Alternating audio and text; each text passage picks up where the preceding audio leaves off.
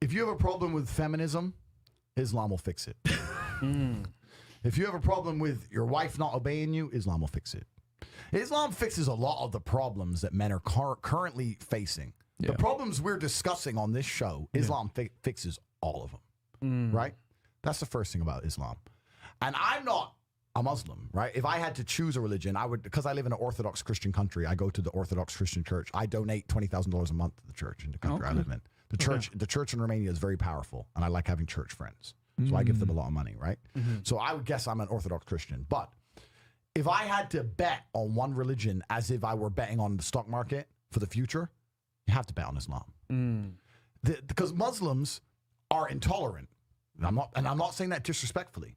Because if you're tolerant of everything, then you stand for nothing. Yeah. Facts. Christians are so tolerant now that you can go to church. These girls will get fucked on a Saturday night and go to church on a Sunday morning and get fucked on Sunday night, and it's no big deal, right? So you don't believe it. They have gay pastors that I'm not even anti-gay, but if the book says don't have, like, what the fuck? What do you believe in now? If you're tolerant of everything, you stand for nothing. I can walk through London with a T-shirt saying Jesus is gay, and nothing will happen to me. If I did the same thing with the Islamic prophet, I'd be dead before I got to the end of the street. Boom. That's how much they believe and respect. And I respect people who stick up for what they believe in. Yeah. It's not even about me believing in it. I respect them because they believe and they will defend. Muslims are the only people who will defend their religion. They will defend their beliefs. They refuse to be mocked. They refuse to be insulted. And I respect that about them. I respect that. That's an amazing thing about them, right?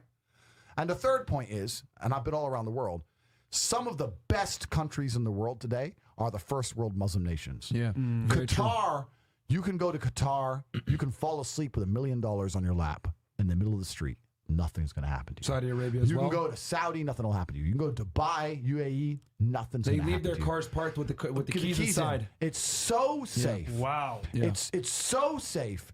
Women, everyone's married. Every woman obeys her husband. Every single woman has 4, 5, 6 kids. Big families. All the things we're talking about, all the problems we have here, right? They've got none of that. None of it. Because of Islam. Islam keeps society in the role where women obey their man. Women have children. Women have big families. Women are exceptionally happy to do so. Yes. Before some Western girl comes in here and runs her mouth, the Islamic women are happier than any fucking thought you're going to see in the club tonight. They're very true. They're happy. Society is functioning. Their population is growing because in most Western countries, the population is declining. Yep. Tim Cass was talking about it today. I was talking. We were 2 showed it on people the have boat. 1 kid. Doesn't work. Doesn't work, right? 2 people need to have 3.1 kids because people die, right? People die prematurely, blah, blah, blah, blah. Yeah. So we have population problems in the West. They have none of the population problems. Society is functioning. And that's what society is. Society starts at the smallest possible group. You have families, and families make a street, and that street makes a village, and that village makes a town, that town makes a city, and that city makes a country. So if it's broken at the very fundamental level, if its family level's broken, then it's broken the whole way up. Yep. And that's what's happened in the West. And the first world Islamic countries have none of those problems.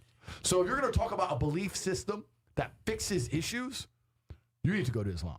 And I will say this that will too. fix everything. And look, I'm not Muslim, but half my family is Christian, half is Muslim. Sorry to say this, the half that's Christian, they're all divorced. Yeah. The half that's Muslim, they're still married, Yep. hella kids, Yep. and they're happy. Yep. The wives do serve their husband. Yep. The kids understand Yep. the roles, and generally they're happy. Yep. You're right on that, 100%. So I just have absolute, even though I wouldn't identify as Muslim, I have absolute respect for the ideology, respect for the mentality, respect for the warrior aspect of it. I respect it. They don't play. They don't play. You can't insult their shit. But you can insult the church all day. You can make fun of it. There's a fucking show on Netflix about a gay Jesus. That's a joke, right? Ha ha ha. And what do the Christians do? Nothing. Yeah. Christianity is a dead religion. If you're a Christian, and I'm saying this as a Christian myself, Christianity is a dead religion which is confined to the history books. It's dying out. Your own Pope. The Pope goes up there and talks LGBTQ shit. That's now. crazy. It is over. That's you don't crazy. stand for anything. You don't believe in anything. You have no boundaries. You're walked on. You're mocked. You're divorced. Your fucking Christian wife, after taking her to church for 20 years, will fuck the gardener behind her back. The whole thing is a joke. Being a Christian now is nothing more than advertising you're a loser. It's a losing religion because you've lost to Islam. That's the future of religion. Bam.